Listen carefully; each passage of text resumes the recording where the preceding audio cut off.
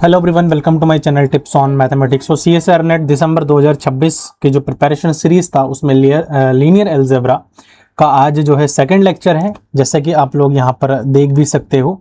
और इस second lecture को हम जो है कंटिन्यू करेंगे with the help of first lecture. तो पहला जो लेक्चर है उसमें हमने लास्ट में कुछ क्वेश्चन किया था और वहाँ से जो है हम इस लेक्चर को स्टार्ट करेंगे। कुछ क्वेश्चन हमारा छूटा भी था। अगर आपने PDF एक्सेस नहीं किया है तो हमारा टेलीग्राम चैनल और व्हाट्सएप जो ग्रुप है उसको ज्वाइन कर लीजिए। ज्वाइन करके हमारा जो ग्रुप है वगैरह है वो आप लोग ज्वाइन कर लीजिए, ताकि आपको जो नोट्स वगैरह है वो प्रॉपरली आपको मिलती रहे, लेक्चर्स के अपडेट्स आपको रेगुलरली मिलती रहे, ताकि आपको जो स्टडी है वो बिल्कुल भी कहीं दिक्कतें ना हो, है ना। कम्युनिकेशन गैप हुई कि मतलब स्टडी आपको समझ में नहीं आएगा। तो लास्ट लेक्चर में हमने कुछ क्वेश्चन किया था, देख लेते हैं एक बार। देखो, इस क्वेश्चन को भी हमने कर लिया था ना एक बार। जिन्होंने नोट्स वगैरह लिया था वो देख सकते हैं, ये डन है, ये करवा दिया था मैंने, ठीक है। दूसरा जो क्वेश्चन है ये वाला, इसको भी मैंने करवा दिया था, ये भी डन है, ठीक है। एंड नेक्स्ट इसको भी मैंने करवा दिया था, ये भी हमारा डन है, क्लियर। नेक्स्ट जो है ये वाला, ये भी मैंने करवा दिया था। ये 4 क्वेश्चन आई थिंक हो गया था, एक बार देख लेता हूं मैं। हाँ ठीक है, यहां से अब 5th क्वेश्चन से अभी स्टार्ट करेंगे। बाकी कुछ टॉपिक इसमें और भी हम करेंगे, आगे कंटिन्यू कर रहे हैं। देखो, कह रहा है कि if a is equals to 3 minus 2 2 minus 1 then a to the power 20 is equals to. अब सबसे बड़ी गलती यहां पर, इस टाइप के क्वेश्चन में आप क्या करोगे, आप सीधा सीधा मल्टीप्लाई करने के लिए बैठ जाओगे, जो कि बहुत गलत है। आपको बहुत ज्यादा टाइम लगेगा। आपको पता है कि मैट्रिक्स मल्टीप्लिकेशन कितना ज्यादा टाइम कंज्यूम करता है। तो यहां पर आपको मैट्रिक्स मल्टीप्लिकेशन का हेल्प नहीं लेना है। आपको मैंने एक कॉन्सेप्ट बताया था कि अगर रो सम जो है a है तो a की पावर n का रो सम जो है a की पावर n होगा। तो ये ध्यान रखना। तो देखो, मैंने आपको बताया था, जैसे कि यहां पर मैं आपको बताता हूं, यहां पर बताता हूं मैं आपको। देखो, अगर कोई मैट्रिक्स है, मान के चलो ये मैट्रिक्स है हमारे पास, ठीक है। और इस मैट्रिक्स में ये रो 1 है और ये रो 2 है और रो 3 है। रो 1 का जो सम कर रहा हूं उसमें भी a आ रहा है, रो 2 का सम कर रहा हूं उसमें भी आ रहा है, रो 3 का सम कर रहा हूं उसमें भी a आ रहा है, ठीक है। ये एक a मैट्रिक्स है। तो अगर मैं a की पावर n करूंगा ना, तो ये भी तो एक मैट्रिक्स बनेगा ना, ये भी एक मैट्रिक्स बनेगा। तो इसका जो रो सम होगा वो, इसका जो रो सम होगा a की पावर n का होगा। यहां पर पावर में जितना रहेगा उतना पावर हो यहां पर जो है हो जाएगा।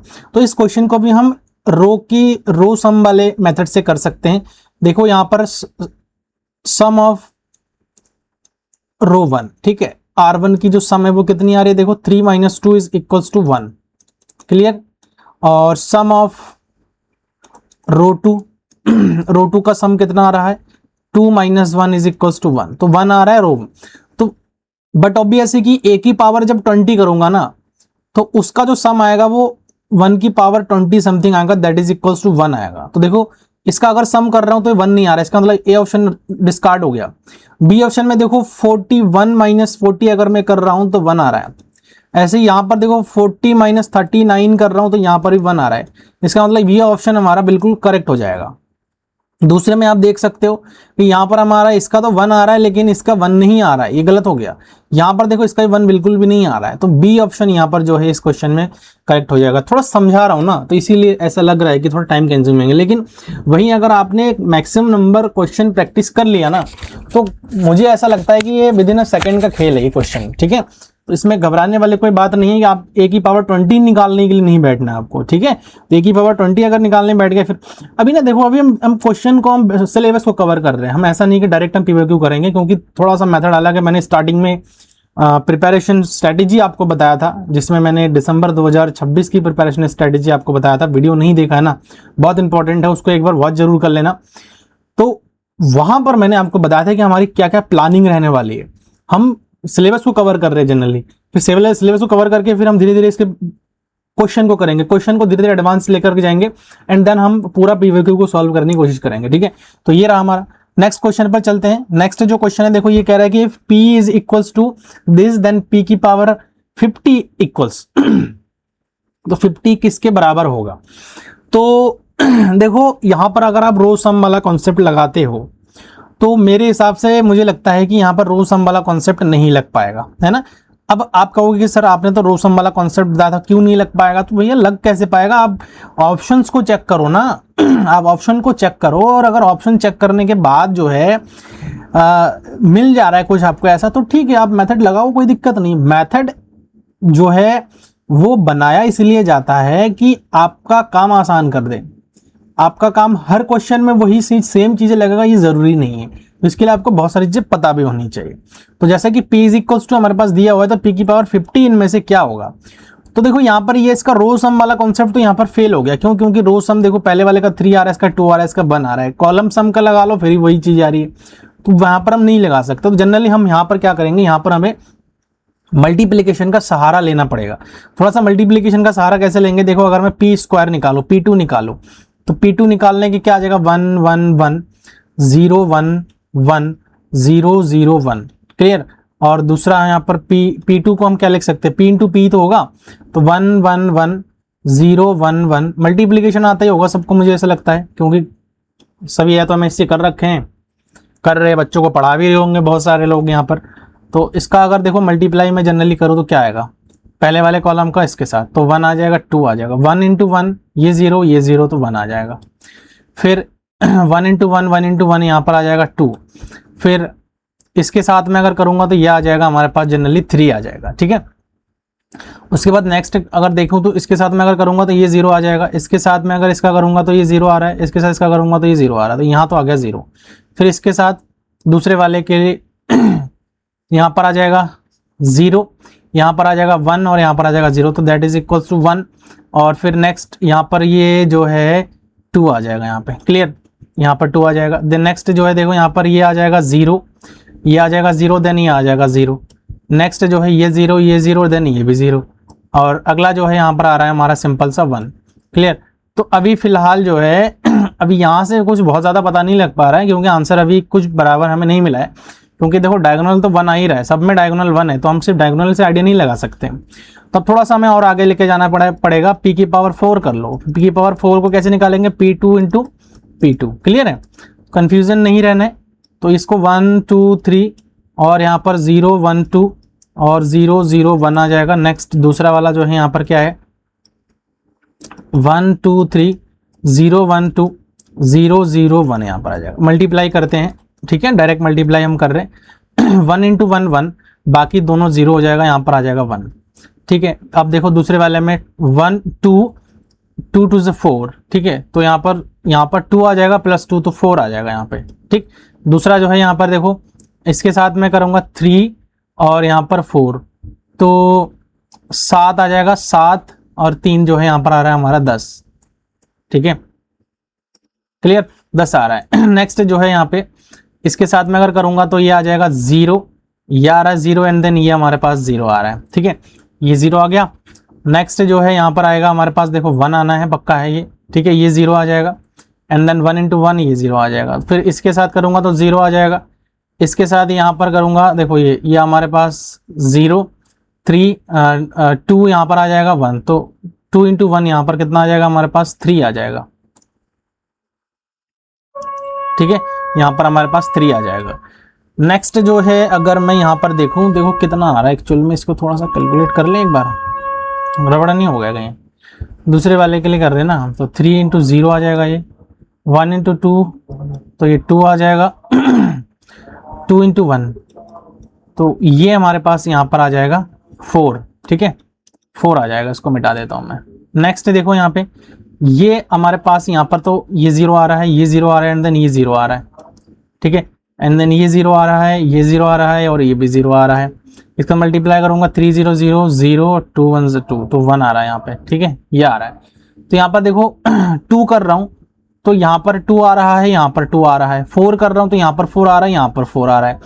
तो अगर थोड़ा सा हम आइडिया ले लें कि 50 अगर मैं कर रहा हूँ, तो अगर 50 में अगर कर रहा हूँ तो बट ऑब्वियस है कि यहाँ पर 1 1 1 आना है और 0 0, देखो यहाँ पर ट्रायंगुलर में 0 0 है, लोअर ट्रायंगल में 0 0 आ ही है, और यहाँ पर 4 कर रहा हूँ तो यहाँ पर 4, यहाँ पर 4, मतलब यहाँ पर 50 और यहाँ पर तो 50 आना ही आना है, ठीक है।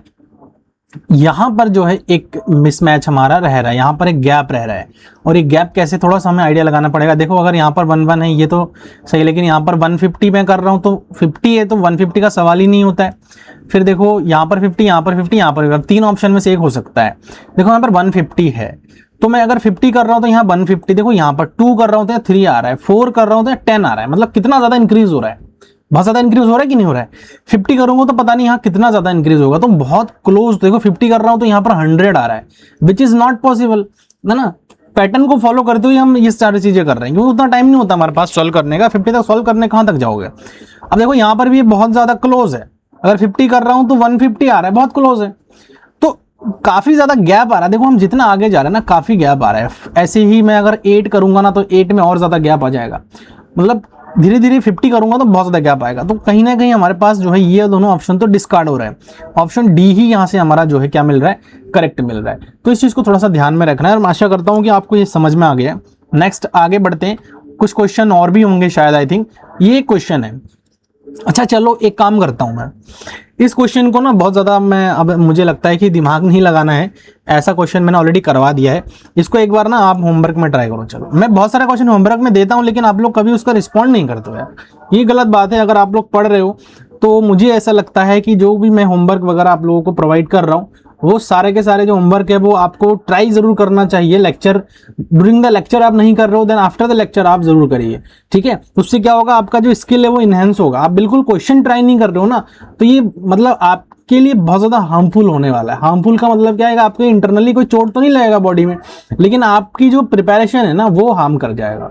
तो भैया प्लीज यार बी सीरियस, आप थोड़ा सा सीरियस हो जाओ इस चीज के लिए, क्योंकि अगर सीरियस नहीं हो रहे हो ना, मैंने पिछले वीडियोस में भी, रियल में भी मैंने कुछ क्वेश्चंस दिए थे, लेकिन आप लोगों की तरफ से बिल्कुल भी कोई आंसर नहीं आया है, जो कि बहुत गलत बात है। ठीक है, आप लोग बढ़ चढ़ के पढ़ भी रहे हो, मुझे पता भी है सारा चीजें, वीडियोस वॉच भी करते हो आप लोग, अच्छी बात है। आप लोग देखिए, उसको पढ़िए, क्योंकि आप ही लोगों के लिए मैं बना रहा हूँ। देखो ये जो कोर्स मैं आप लोगों को दे रहा हूँ ना, वो फ्री ऑफ कॉस्ट दे रहा हूँ। और सेम कोर्स अगर आपको कहीं कोई बड़े प्लेटफॉर्म, नाम नहीं लूंगा मैं, अगर कोई बड़े प्लेटफॉर्म से अगर आप ये कोर्स बाय कर रहे हो ना, तो आप यकीन नहीं मानोगे, आपको कम से कम 12-14 हज़ार के नीचे ऑनलाइन में नहीं मिलेगा ये। और ऑफलाइन में पढ़ने जाओगे ना तो 50-60 हज़ार रुपए का कोर्स है ये, 1 लाख रुपए तक भी चार्ज कर लेंगे आपसे, ठीक है। तो ये मैं कोई झूठ नहीं बोल रहा हूँ, अगर आपको ट्राई करना है ना तो ये आप लोग ट्राई भी करके देख लेना, क्योंकि ये बहुत मेहनत होता है ये सारी चीजें करने में, एनालाइज करना पड़ता है, देखना पड़ता है सारी चीजें, कहाँ से क्वेश्चन देने, क्या देने, तो ये तमाम सारी चीजें रहता है। तो भाई थोड़ा सा पढ़ लो,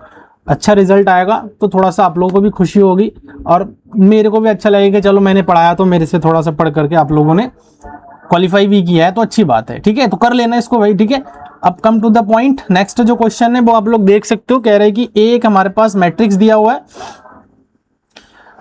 और be a matrix of order 3 whose trace is 5 then the value of A. तो बहुत आसान क्वेश्चन है। देखो इसमें कह रहा है कि ट्रेस 5 दिया है, तो ट्रेस ऑफ ए जो है 5 दिया हुआ है, तो ए का वैल्यू निकालना। तो ट्रेस ऑफ ए कैसे निकलेगा, a + 1 + 3 = 5 दिया है, तो a = 5 - 4, तो a = कितना आ जाएगा, 1 आ जाएगा। तो यहाँ से बी ऑप्शन हमारा जो है करेक्ट हो जाएगा, ठीक है। क्वेश्चन में ऐसा कुछ था नहीं, लेकिन फिर भी कोई दिक्कत नहीं है। कह रहा है कि the least positive integer n such that, ये हमारे पास एक मैट्रिक्स दिया हुआ है, is the identity matrix of order 2 is. तो देखो 2 ऑर्डर का आइडेंटिटी मैट्रिक्स क्या होगा, लीस्ट पॉजिटिव इंटीजर एन, वो एन क्या होगा जिसके लिए एक आइडेंटिटी मैट्रिक्स फॉर्म कर जाएगा। क्वेश्चन समझ में आया, ये कह रहा है कि the least positive integer n such that A is the identity matrix of order 2, मतलब ये जो ए मैट्रिक्स है ये एक आइडेंटिटी मैट्रिक्स बन जाए, मतलब 1 0 0 1, ये 2 ऑर्डर का आइडेंटिटी मैट्रिक्स कहलाता है, तो ये चीज बन जाए, यही कह रहा है, ठीक है ना। समझ में आया भाई। तो देखो आइडेंटिटी मैट्रिक्स के लिए ना, तो सबसे पहले तो ये ऑर्डर देखो। अब हम क्या करते हैं, ये जो एन है ना, इसको मैं 2 ले लेता हूं, क्या कर लेता हूं, इस एन को मैं क्या कर लेता हूं, 2 कर लेता हूं। देखो सबसे पहले तो इनके वैल्यूज देखो, आपको आप लिख सकते हो। जो ए मैट्रिक्स है जनरली क्या दिया हुआ है, ए मैट्रिक्स हमारे पास cos π/4 का वैल्यू क्या होता है, 1/√2 होता है। sin π/4 का 1/√2 होता है, और साइन माइनस का π/4 है तो माइनस का 1/√2 है, और यहाँ पर प्लस का 1/√2 है, ठीक है, 1/√2 है। तो और इसकी पावर भी हमारे पास n है, क्लियर। इसकी पावर भी क्या है हमारे पास n है। अब मैं अगर मैं पुट करता हूँ n की value, put n is equals to 2, 2 put कर देता हूँ मैं, तो n की वैल्यू जब 2 पुट करूंगा तो a यहाँ पर जो होगा ना हमारा, तो वो हमारे पास क्या हो जाएगा, देखो इसका मल्टीप्लाई हो जाएगा जनरली, तो √2 यहाँ पर 1/√2, यहाँ पर माइनस का 1/√2, और ये भी 1/√2, ठीक है, ये भी 1/√2। अब दोनों आपस में क्या होना है, मल्टीप्लाई होना है, ठीक है, 1/√2 1/√2 माइनस 1/√2 और ये 1/√2, ठीक है, ये मल्टीप्लाई हो रहा है। तो अब देखो अगर मल्टीप्लाई में करता हूं, यहां से मल्टीप्लाई में अगर कर रहा हूं तो कितना आएगा, इनका अगर मल्टीप्लाई किया जाए तो ये हमारे पास आ जाएगा, कर दे के देख लेना, मल्टीप्लाई तो जनरली आता है, मैं लिख देता हूं 0 1 -1 और ये हमारे पास कितना आ जाएगा, 0 आ जाएगा। ऐसे ही अगर मैं a की पावर 4 निकालता हूं, क्या निकालता हूं, a की पावर 4, मतलब यहां पर जो है a की पावर 4 निकाल लेता हूं मैं, ठीक है, a की पावर 4, देखो ये ना a की पावर 2 होगा ये, ठीक है, क्योंकि ये जनरली हमने ये हमारे पास ब्रैकेट के उसमें है, तो इस पूरे मैट्रिक्स को मैं अगर a मान लूँ तो a की पावर n हो जाएगा, मतलब a की पावर n हो जाएगा, तो a की पावर 2 आ गया।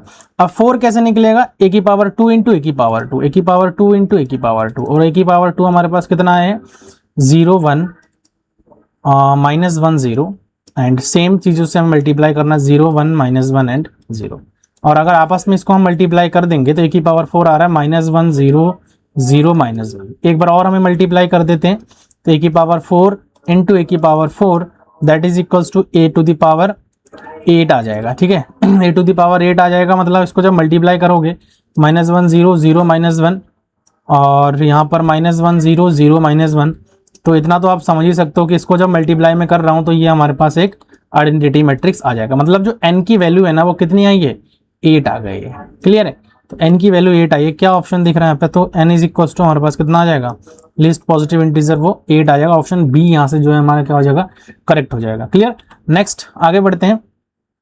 ये क्वेश्चन देखो क्या कह रहा है, a real N cross N matrix A is defined by A I J, जो है हमारे पास इस प्रकार दिया है कि अगर आई और जे बराबर है तो आई प्लस जे हो जाएगा, अगर आई या जे बराबर नहीं है तो हमारे पास 0 हो जाएगा। Then the trace of A क्या होगा, तो ट्रेस ऑफ ए देखो क्या हो जाएगा, सबसे पहले तो हम मैट्रिक्स फॉर्म करते मैट्रिक्स फॉर्म करते, इसका मीनिंग समझ में आ, पहले तो ये बताओ मुझे, इसका मीनिंग अगर समझ में आ गया है तो देखो आई और जे बराबर कब होता है, हमेशा डायगोनल जो एलिमेंट्स होते हैं ना मैट्रिक्स के, उनमें आई और जे हमेशा के लिए क्या होते हैं, बराबर होते हैं। इस चीज का आप लोग ध्यान रखना, यहाँ पर ए आई जे टाइप का जो एलिमेंट होगा और ये जो आई है वो जे के हमेशा क्या होते हैं बराबर होते हैं।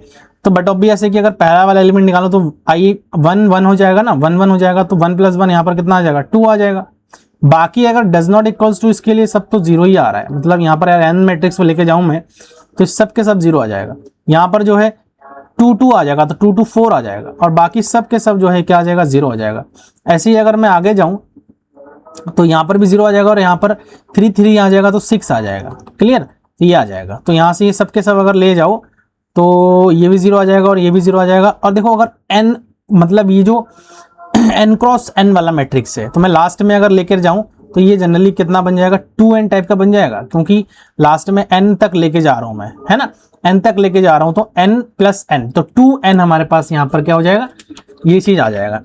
तो मुझे लगता है कि आपको समझ में आ रही है, n क्रॉस n मैट्रिक्स बन गया ना यहाँ पर एक।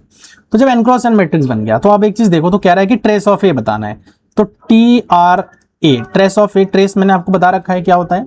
तो ट्रेस ऑफ ए क्या आ जाएगा, देखो 2 + 4 + 6 + up to so on + 2n।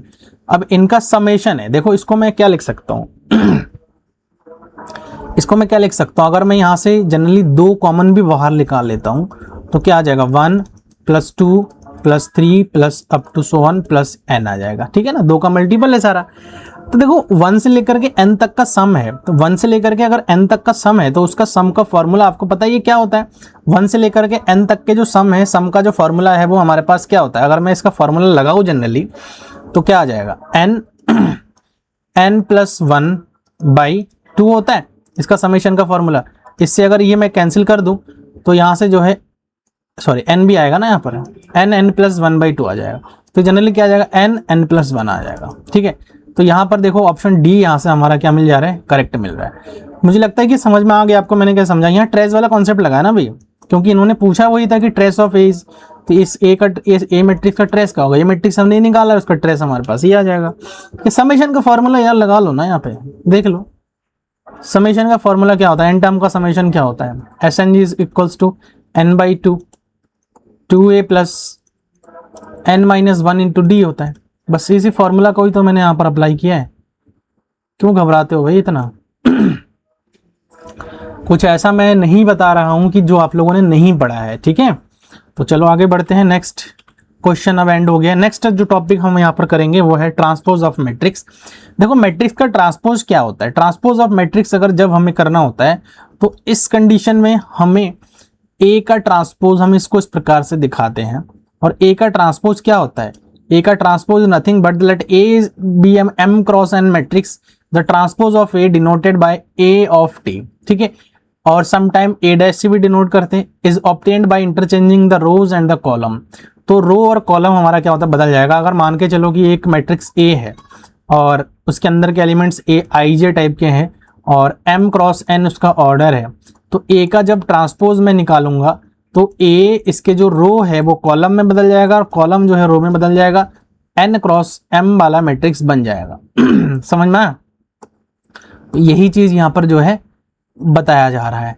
तो कुछ एग्जाम्पल वगैरह देख लेते हैं, जैसे कि एक मैट्रिक्स है, देखो पहला वाला रो है, दूसरा वाला रो ये है, ये रो 1 हो गया, ये रो 2 हो गया।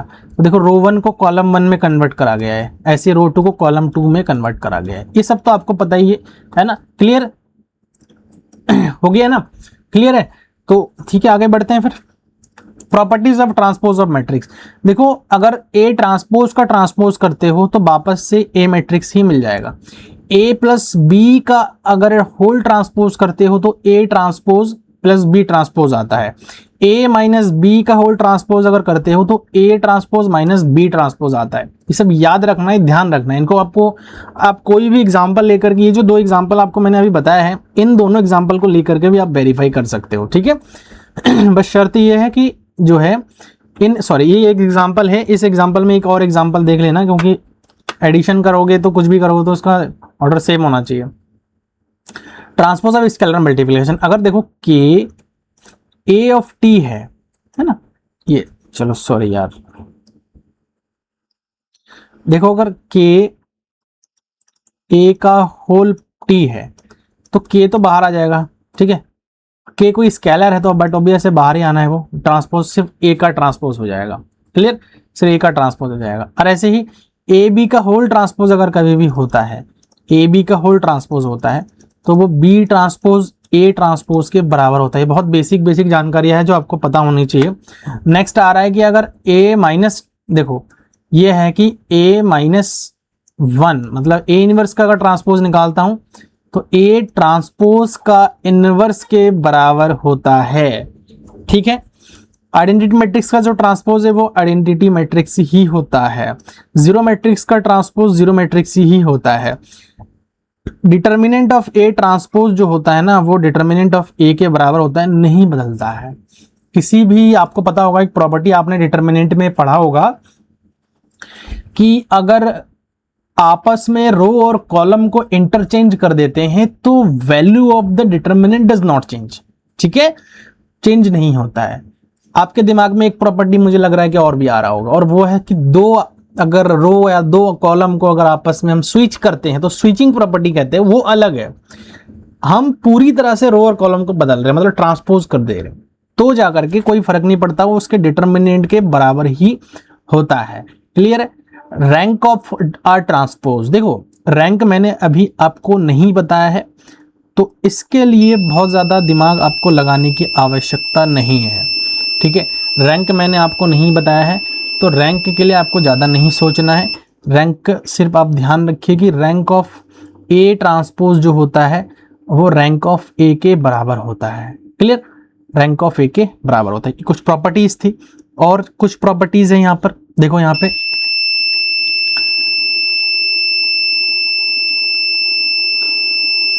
देखो ट्रेस ऑफ अ ट्रांसपोज, देखो ट्रांसपोज का अगर ट्रेस करते तो ट्रेस ऑफ ए के बराबर आता है, क्योंकि देखो डायगोनल जो हमारे पास एलिमेंट्स होते हैं वो जनरली बिल्कुल भी नहीं बदलते हैं। जब भी आप ट्रांसपोज करते हो तो डायगोनल एलिमेंट्स हमारे नहीं बदलेंगे, तो डायगोनल तो सेम रहेंगे। तो जो ट्रांसपोज होते हैं हमारे, वो हमारा जो है सेम ही रहना है, ठीक है।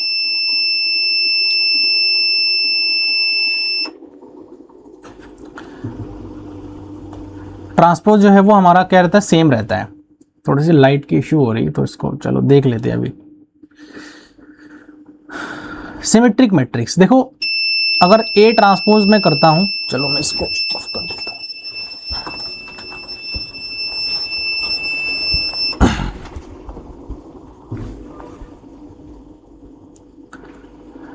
देखो सिमेट्रिक मैट्रिक्स का अगर ट्रांसपोज करता हूं तो वापस उसके बराबर आ जाता है। मैंने कल ये दोनों आपको बता ही दिया था वैसे तो।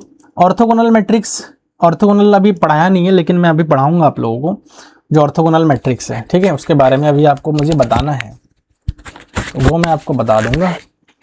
तो देख लेना कि अगर ए ट्रांसपोज इंटू ए है और ए इंटू ए ट्रांसपोज है तो वो जो है आइडेंटिटी मैट्रिक्स से बराबर आ जाता है। मतलब ये इसके इक्विवेलेंट आप कह सकते हो कि इनवर्स जो है बराबर होता है।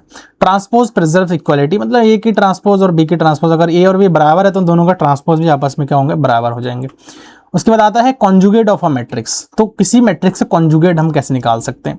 अगर ए एक हमारे पास जो है मैट्रिक्स है, be a matrix whose entries are complex numbers, the conjugate of A denoted by A bar, ठीक है। देखो कॉन्जुगेट वर्ड आपने कहां पर सुना है, कॉन्जुगेट वर्ड आपने सुना होगा कॉम्प्लेक्स में। तो कुछ यहां पर कॉम्प्लेक्स का खेल है, ठीक है। Denoted by A bar is obtained by the replacing every entry of A with its complex conjugate. तो कॉम्प्लेक्स कॉन्जुगेट की हेल्प से जो है हम इनको रिप्लेस करते हैं। मतलब अगर ए हमारे पास एक मैट्रिक्स है तो ए बार जो हो जाएगा वो देखो, अगर ए प्लस आयोटा बी है और उसका बार है, कॉन्जुगेट ले रहे हैं, तो ए माइनस आयोटा बी यहाँ से हो जाएगा। तो ये चीज यहाँ से आप लोग समझ सकते हो, ठीक है, क्लियर है। नेक्स्ट देखो यहाँ पर कॉन्जुगेट मुझे निकालना है। तो कॉन्जुगेट क्या होता है कि ए का अगर कॉन्जुगेट निकालना तो सबसे पहले ए बार से इसको हम डिनोट करेंगे, और ए बार से हम इसको डिनोट करेंगे तो क्या आ जाएगा, देखो 2 माइनस 3 आयोटा और 1, ये प्लस का तो माइनस हो गया, 1 यहाँ पर माइनस है ना, यहाँ पर माइनस है तो यहाँ पर क्या हो जाएगा, प्लस का 4 आयोटा हो जाएगा। क्लियर, इसको मिटा देता ना तो कंफ्यूज हो जाएगा आप जब नोट्स लोगे तो। यहाँ पर देखो माइनस है तो प्लस का 5 आयोटा हो जाएगा। यहाँ पर 6 है, रियल एंट्रीज के साथ बिल्कुल कोई हमें मतलब नहीं है, माइनस प्लस नहीं करना होता है। कॉन्जुगेट ऑफ मैट्रिक्स, इस मैट्रिक्स का कॉन्जुगेट क्या हो जाएगा, देखो ए बार इज इक्वल्स टू क्या आ जाएगा, 3 माइनस आयोटा और -2 है। रियल वाले एंट्रीज के साथ छेड़छाड़ नहीं करना है, मैं बार बार बता रहा हूँ, 5 आयोटा और यहाँ पर जो है 7 माइनस 2 आयोटा। क्लियर है, जहां पर भी आयोटा वाला इमेजिनरी नंबर आ रहा है ना, वहां पर हमें जो है माइनस प्लस करना है, प्लस का माइनस करना है। ये कुछ हमारे पास प्रॉपर्टीज है कि ए का कॉन्जुगेट करता हूं ना तो ए आ जाता है। ए प्लस बी का अगर मैं कॉन्जुगेट करता हूं तो A conjugate plus B conjugate के बराबर आता है। माइनस में भी same, A minus A conjugate minus B conjugate. देखो यहां पर ना के जो है ना कॉम्प्लेक्स उसमें से आ रहा है, कॉम्प्लेक्स नंबर में से आ रहा है, ठीक है। के जो है स्मॉल के जो है कॉम्प्लेक्स नंबर में से आ रहा है। तो के बार के ए का जो कॉन्जुगेट अगर मैं निकालता हूं तो के कॉन्जुगेट इंटू ए कॉन्जुगेट के बराबर आता है। के भले ही स्केलर है लेकिन वो आ तो रहा है ना सी से। अगर के देखो इस कॉम्प्लेक्स नंबर में से आ रहा है, के अगर कॉम्प्लेक्स नंबर में से आ रहा है तो के अगर कॉम्प्लेक्स नंबर में से आ रहा है तो के कहीं ना कहीं आयोटा अगर होल्ड कर दिया तो भैया उसको कॉन्जुगेट निकालने पर जो है माइनस का आयोटा तो आ ही जाएगा, माइनस का आयोटा आ ही जाएगा ना, तो इसीलिए यहाँ पर बार लगा है। कॉन्जुगेट ऑफ प्रोडक्ट, अगर ए इंटू बी का अगर मैं कॉन्जुगेट करता हूँ तो ए कॉन्जुगेट इंटू बी का कॉन्जुगेट के बराबर होता है। ये बहुत इंपॉर्टेंट प्रॉपर्टी है, ध्यान रखना इसको। कॉन्जुगेट ट्रांसपोज बहुत इंपॉर्टेंट है। कॉन्जुगेट ट्रांसपोज को जनरली आपने ए थीटा से डिनोट करते हुए देखा था। इसका मतलब होता है कि ए का conjugate and then transpose of A, उस ए कॉन्जुगेट का ट्रांसपोज। ये कह रहा है कि the conjugate transpose of A matrix is denoted by, ये कुछ सैम्बल से ए थीटा से भी दिखाते हैं, is obtained by the first taking the transpose and then taking the complex conjugate of each entries. आप लोग यहाँ पर इसको देख सकते हो। कभी कभी ए एच से भी दिखाएगा, ये स्टैटिक से भी दिखाएगा, ये इस प्रकार से ये भी दिखाएगा, ठीक है। तो ये कंफ्यूजन होने वाली बात नहीं, सारा मैंने आपको बता दिया। सबसे पहले तो देखो आपको क्या बताया यहाँ पे, first taking the transpose and then taking the complex conjugate. सबसे पहले ट्रांसपोज लो इसका, तो ए का ट्रांसपोज क्या हो जाएगा, ए का ट्रांसपोज अगर मैं कर रहा हूं, सॉरी ट्रांसपोज तो ए का ट्रांसपोज में अगर कर रहा हूं तो ए ऑफ टी आ जाएगा। तो ट्रांसपोज करने का मतलब समझो रो कॉलम और कॉलम रो में आ जाएगा। 3 आयोटा 1 माइनस 4 आयोटा, फिर यहां पर माइनस का 5 आयोटा और यहां पर आ जाएगा 6। अब इसका कॉन्जुगेट कर दो, है ना, ये जो ए ट्रांसपोज आया इसका क्या कर दो, कॉन्जुगेट कर दो। कॉन्जुगेट का मतलब क्या है, ये है ना, कॉन्जुगेट का मतलब क्या है, ये है। और ये कैसे बनेगा, 2 माइनस का 3 आयोटा 5 आयोटा 1 प्लस 4 आयोटा और यहां पर आ जाएगा 6। और ये एक्चुअल में क्या है, ए थीटा है, या फिर इसको हम ए टू द पावर एच से भी डिनोट कर सकते हैं, या फिर इसको हम ए एस्टेरिक से भी डिनोट कर सकते हैं। इस क्वेश्चन को जरा एक बार ट्राई करके देख लेना, ठीक है। नेक्स्ट है प्रॉपर्टीज ऑफ कॉन्जुगेट ट्रांसपोज। तो कॉन्जुगेट ट्रांसपोज का देखो, ए कॉन्जुगेट ट्रांसपोज का कॉन्जुगेट ट्रांसपोज करूंगा तो ए आ जाएगा, ए प्लस बी का कॉन्जुगेट ट्रांसपोज ए का कॉन्जुगेट ट्रांसपोज बी। तो ये इस प्रकार से ये प्रॉपर्टीज है, आप लोग इसको ना देख लेना, एक बार गो थ्रू हो जाना कि ए के लिए कॉम्प्लेक्स एंट्रीज है तो इस प्रकार से आ जाएगा, ए प्लस बी का है तो B conjugate transpose into A conjugate transpose. थोड़ा मल्टीप्लिकेशन में आपको ध्यान रखनी पड़ेगी। ट्रेस ऑफ ए मुझे लगता है कि ये वाला बता दिया था मैंने, आई थिंक लास्ट लेक्चर में बताया था। हाँ जी, लास्ट लेक्चर में इसको मैंने बताया था, या थोड़ा देख लेना उसको। वैसे भी कोई दिक्कत नहीं, ट्रेस तो मैंने क्वेश्चन भी करवाया इसके, तो कोई ऐसा दिक्कत मुझे लगता है कि नहीं होना चाहिए, है ना। ट्रेस में कोई ऐसा दिक्कत तो नहीं होना चाहिए, ठीक है। मतलब डायगोनल के सम होता है, मतलब ये अगर मैट्रिक्स है तो इसके जितने भी डायगोनल्स आएंगे ना, देखो इसके अब जितने भी डायगोनल्स आएंगे उन डायगोनल एलिमेंट्स के सम, ठीक है, क्लियर। तो मैं इसको बताऊंगा नहीं, ऑलरेडी मैंने बता दिया है, ये इसका एग्जांपल है, चाहो तो देख लेना, नोट्स तो मैं दे ही दूंगा, वहां से भी आप लोग कर लेना। प्रॉपर्टीज मैंने आई थिंक नहीं बताया था, तो उसको एक बार देख लो कि अगर a प्लस बी का अगर transpose of a plus B matrix में अगर करता हूं तो a transpose plus b transpose के बराबर होता है। डिफरेंस में भी सेम a जो है यहां पर ट्रेस ऑफ a गलत बताया मैंने, सॉरी, ट्रेस ऑफ सम। देखो अगर a प्लस बी का ट्रेस निकालता हूं तो trace of a plus trace of b आता है। डिफरेंस क्या होता है, trace of a minus B करता हूं तो trace of a minus trace of b होता है। ट्रेस ऑफ स्केलर मल्टीप्लीकेशन, तो ट्रेस ऑफ k a अगर मैं करता हूं, k जो है कोई भी स्केलर है तो k करता हूं तो k into trace of a के बराबर आता है। ट्रेस ऑफ ट्रांसपोज क्या होता है कि जो है ट्रेस ऑफ a के बराबर। ट्रांसपोज में देखो मैंने आपको यही चीज बताया था, बार बार बता रहा हूं कि डायगोनल एलिमेंट्स में नहीं बदलता है। तो अगर ये एक a मैट्रिक्स है तो A ट्रांसपोज कर रहा हूं तो डायगोनल तो हमेशा के लिए सेम ही रहेगा ना, डायगोनल तो नहीं बदलेगा। और ट्रांसपोज में हम करते क्या है, वही डायगोनल नहीं करते। तो यहाँ पर 1 2 3 है तो यहाँ पर भी अब बट ऑब्वियस है 1 2 3 होगा, तो जोड़ेंगे तो बराबर ही आएगा ना। तो ये चीज यहाँ पर बताया कि ये प्रॉपर्टी है। तो ये जो है कॉन्जुगेट का जो यहाँ पर ट्रेस निकालेंगे तो ट्रेस ऑफ कॉन्जुगेट आता है। क्या गलत हो गया क्या, ट्रेस ऑफ कॉन्जुगेट, हाँ ठीक है, बस ये पूरा वाला ऐसा वाला है ना, यहाँ पे ये लगा लेना है इसको, ठीक है, लगा दूं। चलो मैं इसको ब्लैक से ही लगा देता हूं, ठीक है, क्लियर। फिर ट्रेस ऑफ कॉन्जुगेट ट्रांसपोज तो ये आ जाएगा, इसको पूरा लगा लेना है यहाँ पे, ठीक है। साइक्लिक प्रॉपर्टी क्या है, देखो साइक्लिक प्रॉपर्टी है कि ट्रेस ऑफ अगर ए बी होता है ना तो वो ट्रेस ऑफ बी ए के बराबर होता है, इस चीज का ध्यान रखना। और साइक्लिक प्रॉपर्टी क्या है, साइक्लिक प्रॉपर्टी कह रहा है कि अगर trace of A B C, चलो इसको ना अभी मैं आपको क्या करता हूँ एक नोट के हेल्प से बताता हूँ। देखो ये trace of A B C है, ठीक है, तो ये always follow the circle clockwise, तो क्लॉकवाइज सर्कल को फॉलो करता है। तो क्लॉकवाइज सर्कल को कैसे फॉलो कर रहा है, इसको मैं अभी इस डायग्राम के हेल्प से समझाता हूँ। मान के चलो कि ये हमारे पास ए है और ये हमारे पास बी है और ये हमारे पास सी है। तो trace of A B C जो बराबर होगा ना, देखो ए बी सी जो बराबर होगा तो वो ए से स्टार्ट हो रहा है तो यहां से स्टार्ट बी सी ए के बराबर हो जाएगा, ठीक है। और बी सी ए किसके बराबर हो जाएगा, देखो बी से स्टार्ट हो रहा है तो ये सी ए बी के बराबर होगा, मतलब हमेशा के लिए इस डायरेक्शन में ही ये चलेगा। तो इसका ध्यान रखना ही बहुत इंपॉर्टेंट है, ठीक है। उसके बाद देखो नेक्स्ट जो है हमारे पास कह रहा है कि ट्रेस ऑफ ए ट्रांसपोज, ये क्या होता है कि sum of squares of every element of A.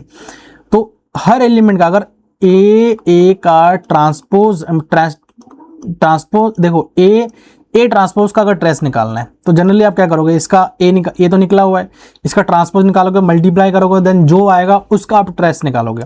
तो हमें कुछ नहीं करना है, हमें क्या करना है, sum of squares of every element of A. तो हर एलिमेंट का स्क्वायर का सम करना है, 1 का स्क्वायर, 2 का स्क्वायर, 5 का स्क्वायर प्लस 6 का स्क्वायर। तो यहाँ पर क्या आ जाएगा, 1 प्लस यहाँ पर आ जाएगा 4, यहाँ पर आ जाएगा 25 प्लस यहाँ पर आ जाएगा 36। ठीक है, तो यहाँ पर कितना आ जाएगा, 5 5 10 और 6 16, यहाँ पर आ जाएगा 3 और 2 5 और 1 6, तो 66 जो है यहाँ पर हमारा क्या आ जाएगा, इसका आंसर आ जाएगा। क्लियर, इसका आंसर आ जाएगा 66।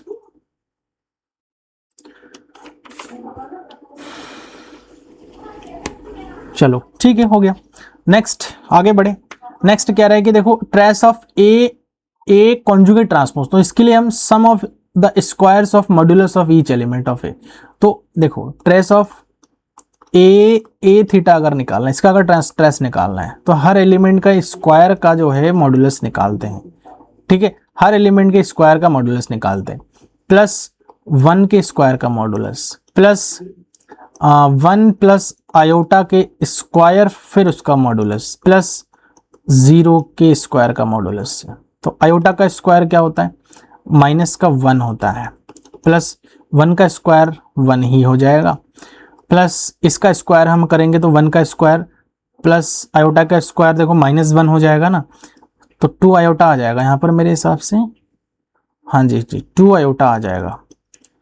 ठीक है, 2 आयोटा प्लस ये तो 0 ही हो जाएगा। तो देखो कभी भी अगर कॉम्प्लेक्स नंबर का अगर मुझे, देखो ये complex number a plus iota b होता है, तो इसका क्या होता है, मॉड्यूलस निकालना था, रूट में a square plus b square होता है। अब a वाला टर्म तो 0 है तो सिर्फ b स्क्वायर बन जाएगा ना, तो ये प्लस का 1 हो जाएगा, ये भी प्लस का 1 हो जाएगा, ये हो जाएगा हमारे पास।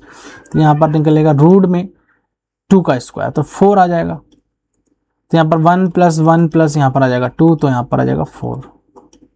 ठीक है, तो इस प्रकार से जो है हम इसका वैल्यू भी इजीली फाइंड आउट कर सकते हैं, है ना।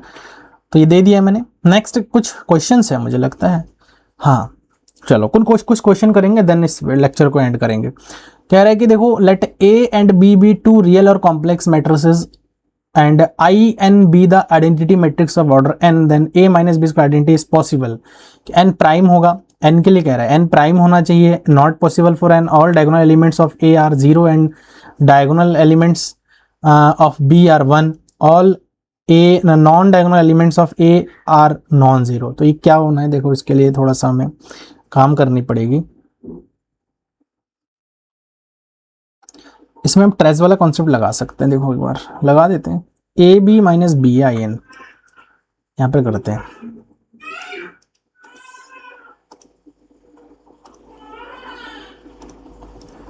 ए B minus B A is equals to I n. तो हम यहाँ पर क्या करते हैं, trace of A B minus trace of B A is equals to trace of I n. ठीक है, तो trace of A into B, देखो अभी मैंने आपको एक प्रॉपर्टी बताया था, पहुंचो प्रॉपर्टी में पहुंचो, कहाँ है, ए इंटू बी, तो ट्रेस ऑफ बी ए होता है। क्लियर, ट्रेस ऑफ बी ए होता है।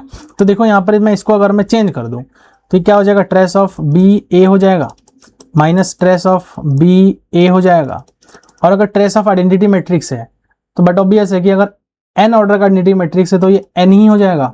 अगर देखो 3 ऑर्डर का है तो ट्रेस निकालेंगे मैं तो कितना आ जाएगा, 3 आ जाएगा। 4 ऑर्डर का तो 4 टाइम जुड़ जाएगा। तो एन ऑर्डर का है तो एन हो जाएगा। तो ये 0 इज इक्वल्स टू क्या आ रहा है, एन आ रहा है। तो मतलब क्या ऐसा एन का मान 0 हो सकता है कभी, अभी सोचा है कभी कि एन हमारा क्या है, इसका ऑर्डर ही तो है, एन क्या है, इसका ऑर्डर है। तो ऑर्डर कभी भी किसी मैट्रिक्स का 0 नहीं हो सकता, विच इज नॉट पॉसिबल। तो यहां से जो हमारे पास आएगा नॉट पॉसिबल फॉर एन, तो किसी भी एन के लिए पॉसिबल नहीं होगा, बाकी सारे के सारे यहाँ से जो है इनकरेक्ट हो जाएगा। ठीक है, तो अब आप कहोगे सर आप कैसे सॉल्व कर रहे हो, तो जी भैया हमें सॉल्व करने के लिए थोड़ा सा मेहनत करना पड़ा है, तो आपसे भी रिक्वेस्ट है कि आप भी थोड़ा मेहनत कर लीजिए तो ज़्यादा ठीक रहेगा। ये इसका सोल्यूशन है, बाकी देख लेना। उसके बाद देखो if A B C D are square matrices of the same order then which of the following is are equal to trace of A B C D. तो trace of A B C D के लिए मैंने आपको बताया था कि ये ए हो गया, ये बी हो गया, ये सी हो गया, ये डी हो गया। इसको बना लो, ये ए हो गया, ये बी हो गया, ये सी हो गया, ये डी हो गया। तो trace of A B C D के लिए बी सी डी ए हो सकता है, बी सी डी ए, तो ये वाला ऑप्शन सही आ रहा है। ठीक है, फिर और बाकी क्या वाला हो सकता है, C D A B, C D A B कोई ऑप्शन नहीं, तो बाकी ऑप्शन सारा गलत हो गया। देखा आपने कि किस प्रकार से हम इसको निकाल सकते हैं। तो ये हो गया। नेक्स्ट जो क्वेश्चन है इसमें क्या हो गया, क्वेश्चन को थोड़ा मिसप्रिंट है यार, इसको थोड़ा सा ना सही कर लेना यार, देख लेना। यहाँ पर जो है ना a इज इक्वल्स टू है ए आई जे और 3x3 का है, सच दैट बाकी ये यहाँ से इस प्रकार से हो जाएगा आगे। ठीक है, तो कह रहा है कि एक एस हमारे पास एक सेट दिया हुआ है, देन एस हमारे पास क्या होगा, एम्प्टी सेट होगा, सिंगलटन होगा, काउंटेबली इनफाइनाइट सेट होगा, अनकाउंटेबल सेट होगा। अब रियल एनालिसिस आपने पढ़ा होगा तो काउंटेबली इनफाइनाइट और अनकाउंटेबल ये सारा कॉन्सेप्ट आपको अच्छे से पता ही होगा। ठीक है, तो इसको क्या करते हैं, इसको हम क्या करते हैं, देखो ए ट्रांसपोज है। ठीक है, ए ट्रांसपोज है, तो जब ए ट्रांसपोज है तो इसको हम किस प्रकार सॉल्व कर सकते हैं। यहां पर क्या ट्रेस वाला कॉन्सेप्ट हम लगा सकते हैं, क्या यहां पर हम ट्रेस वाला कॉन्सेप्ट लगा सकते हैं। तो अगर देखो ट्रेस निकालते हो, ट्रेस ऑफ ए ट्रांसपोज, तो मैंने आपको क्या बताया था, ट्रेस ऑफ ए ट्रांसपोज, तो इसका सारे के सारे क्या आ रहा है, 0 आ रहा है।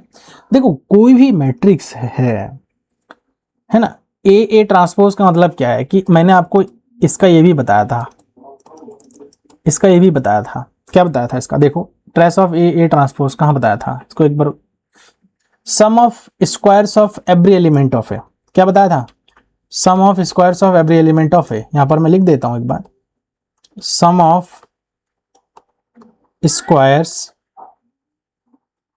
Of every element of A, मतलब ए के हर एलिमेंट का देखो अगर स्क्वायर का अगर सम कर रहा हूं तो 0 आना चाहिए। इसको देखो यहां पर इस क्वेश्चन को थोड़ा समझना पड़ेगा, थोड़ा रिलेट करना पड़ेगा, अदरवाइज नहीं। मान के चलो कि एक ए मैट्रिक्स है, ठीक है, और इस ए मैट्रिक्स का मुझे ए ट्रांसपोज को देखना है, इसका ट्रेस निकालना है, और ये क्या आ गया, 0 आ गया। तो ऑब्वियसली बात है कि इस ए मैट्रिक्स का हर एलिमेंट का, ठीक है, मान के चलो कि 2/2 का ही है, तो 2/2 का है तो मतलब पहला जो एलिमेंट होगा उसके सम का दूसरे प्लस दूसरे एलिमेंट का स्क्वायर प्लस तीसरे एलिमेंट के स्क्वायर प्लस चौथे एलिमेंट का स्क्वायर। तो अगर कोई भी एक एलिमेंट भी अगर नॉन जीरो हो जाएगा तो इसका ट्रेस तो जो है नॉन जीरो बन जाएगा ना, जीरो नहीं बनेगा। तो ट्रेस जीरो तभी पॉसिबल होगा जब सारे के सारे एलिमेंट्स ही हमारे क्या हो जाए, जीरो हो जाए, तभी तो ट्रेस जीरो बन पाएगा, अदरवाइज ट्रेस जीरो कैसे बनेगा। और ट्रेस जीरो हमने कहां से आइडिया लगाया, इस क्वेश्चन से ही लगाया। तो देखो ये चीज ना बिल्कुल भी पॉसिबल ही नहीं हो पा रहा है, मतलब कोई ऐसा सेट एग्जिस्ट ही नहीं करेगा जिसके लिए जो है ये कंडीशन फुलफिल कर जाए। तो ये हमारा जो है एक एम्प्टी सेट हो जाएगा, बाकी सारे के सारे इनकरेक्ट हो जाएगा। ध्यान रखना, कॉन्सेप्ट लगा रहे हैं हम। नेक्स्ट क्वेश्चन है, ये इसका सोल्यूशन भी यार देख लेना इसको, ठीक है। नेक्स्ट ये क्वेश्चन है हमारा, ठीक है। नेक्स्ट ये क्वेश्चन है, देखो कह रहा है कि हमारे पास ए थीटा आई है, cos square theta I cos theta sine theta है, ये हमारे पास है 1 2 आई का मान 1 2 3 और अप टू 1 इस प्रकार देख सकते हो। देन a1 इंटू a2 हमारे पास क्या होगा, a1 इंटू a2 हमारे पास क्या होगा।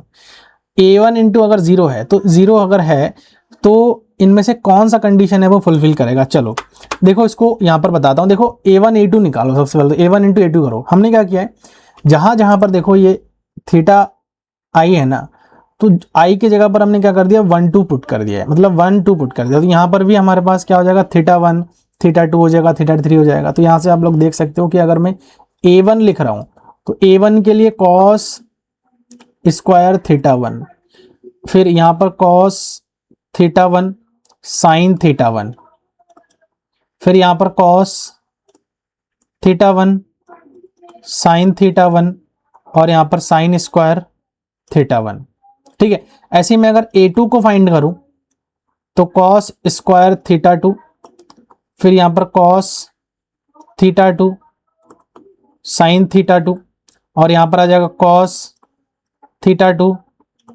साइन थीटा 2 और यहां पर आ जाएगा साइन स्क्वायर थीटा 2, ठीक है। अब इन दोनों आपको आपस में मैं क्या कर रहा हूँ, A1 इंटू A2 कर रहा हूँ, मल्टीप्लाई कर रहा हूँ और बराबर 0 रखना है। तो यहाँ से देखो अगर मैं मल्टीप्लाई डायरेक्ट यहाँ पर करूंगा तो कुछ इस प्रकार से आ जाएगा। और यहाँ पर हर जो हमारे पास टर्म आ रहा है हर एलिमेंट में, देखो ये एक एलिमेंट हो गई, एक एलिमेंट मैट्रिक्स है, तो इसमें से देखो cos theta, cos square theta 1, cos square cos theta 1, cos theta 2 हम कॉमन ले सकते हैं। देखो कॉस थीटा 1 ठीक है और कॉस थीटा 2 कॉमन आ जाएगा, हर किसी से कॉमन आ जाएगा। तो अगर कॉमन लोगे तो हमारे पास एक ये फॉर्मूला बनेगा और एक मैट्रिक्स बनेगा, सॉल्व करके देख लेना। तो देखो ये मैट्रिक्स है, अब ये मैट्रिक्स तो जीरो नहीं है ना, ये मैट्रिक्स जीरो नहीं बन सकता है, which is does not equals to zero. तो ये जीरो क्या बनेगा, सिर्फ यही वाला जीरो बनेगा। और यही वाला जब जीरो बनेगा तो कॉस का मान जीरो कब होता है, जब थीटा बराबर 2k प्लस 1/2 पाई होता है और k का मान 1 2 3 हो जाएगा। तो theta 1 is equals to theta 2, इसको उधर लेके जाएंगे तो सॉल्व करेंगे तो हमारे पास क्या आ जाएगा, यही आ जाएगा। ठीक है, यही आ जाएगा। तो यहाँ से ऑप्शन देखो ना कौन सा वाला सही हो रहा है, ये ऑप्शन हमारा ए वाला सही हो रहा है। ठीक है, तो इस प्रकार से हम इसको सॉल्व कर सकते हैं। तो आज का जो ये लेक्चर था इसमें हमने जितना भी चीज़ें बताया मुझे लगता है कि आपको अच्छे से समझ में आ गया है। हमने कुछ क्वेश्चन ही इसमें ज़्यादा डिस्कस किया, बाकी कुछ टॉपिक हमने किया है वो थोड़ा सा आपको ध्यान में रखना है, क्योंकि आने वाले जो लेक्चर्स होंगे ना वो बहुत इंपॉर्टेंट होने वाले हैं, तो इसको आप स्ट्रांग बनाइए। तो अब इसको एंड करते हैं वीडियो को। ठीक है, लेक्चर को यहीं पर ख़त्म करते हैं। हमारा व्हाट्सएप ग्रुप है, ये स्कैनर है, इसको स्कैन करके आप डायरेक्ट हमारा ग्रुप को ज्वाइन कर सकते हैं। उससे क्या होगा कि आप अपने ग्रुप में हमारे कोई भी क्वेश्चन है कुछ भी है वो डिस्कस कर सकते हैं। देखो अननेसेसरी चीज़ें नहीं करना है, और कभी मेरी तरफ से कोई इन्फॉर्मेशन होता है तो मैं ग्रुप में दे दूंगा तो सभी को चला जाएगा, मुझे अकेला किसी को इन्फॉर्म करने की जरूरत नहीं पड़ेगी। इस ग्रुप के माध्यम से मैं आपको पूरा इन्फॉर्म कर दूंगा, कभी लाइव लेक्चर हो रहा है, कभी कुछ हो रहा है, कभी कुछ, तो वह सारी चीज़ आपको पता लग जाएगा। ठीक है, तो ग्रुप ज्वाइन कर लेना बहुत ज़रूरी है, क्योंकि कनेक्टिविटी मेरे साथ बहुत ज़रूरी है। क्योंकि मैं हर स्टूडेंट को अलग अलग, आप कहाँ पर हैं कहाँ से हैं मुझे नहीं पता, तो आपको सिर्फ एक मैसेज की मुझे ज़रूरत है, वो मैं सिर्फ इस ग्रुप में ही करता हूँ और यहाँ से आपको सारी चीज़ें पता लगेगा। दूसरा जो है, आप इस स्कैनर को अगर स्कैन करेंगे तो आप हमारे सीधे टेलीग्राम जो चैनल है उसके साथ ज्वाइन हो जाएंगे, और Telegram channel is most important for the PDF notes. ठीक है, PDF नोट्स, जो ये लेक्चर आप देख रहे हैं, इसका नोट्स अगर आपको लेना है तो वो आपको टेलीग्राम चैनल हमारा ज्वाइन करना पड़ेगा। कोई कॉस्ट नहीं, कोई चार्जेस नहीं। देखो अभी मैं कह रहा हूँ ये बहुत प्रीमियम लेक्चर्स है आपके, और ये सारे नोट्स जो है ना बहुत इंपॉर्टेंट है, और ये मैं आपको फ्री ऑफ कॉस्ट दे रहा हूँ, जबकि इसकी जो प्राइस है वो कई लाखों रुपीज़ का प्राइस है, और इसको मैं अलग से बनाना मेरे लिए बहुत मतलब मेहनत का काम है। थोड़ा सा आप लोगों का सपोर्ट चाहिए, कोऑपरेट चाहिए। कमेंट आप ज़रूर करिए ताकि मुझे पता लगे कि आप लोग पढ़ रहे हैं और कैसा आप लोगों का रिव्यू वगैरह है, वो सारी चीज़ें मुझे थोड़ा पता लगे। ठीक है, और चैनल को शेयर करिए दूसरों के साथ भी, ताकि वो लोग भी पढ़े, आपके क्लासमेट्स भी होंगे उनको भी आप बताइए कि भाई बिगिनर के लिए भी सर ने कोर्स लॉन्च कर दिया है, तो आप लोग इसको भी पढ़ सकते हो, बहुत अच्छा इसके जो है बेनिफिट्स आपको मिलेंगे। नेक्स्ट जो है हमारा फेसबुक है, इसको आप फॉलो कर सकते हो, यहाँ पर भी कई सारे इन्फॉर्मेशन मैं देता रहता हूँ अपडेट्स। और इंस्टा है, इसको भी फॉलो कर सकते हो।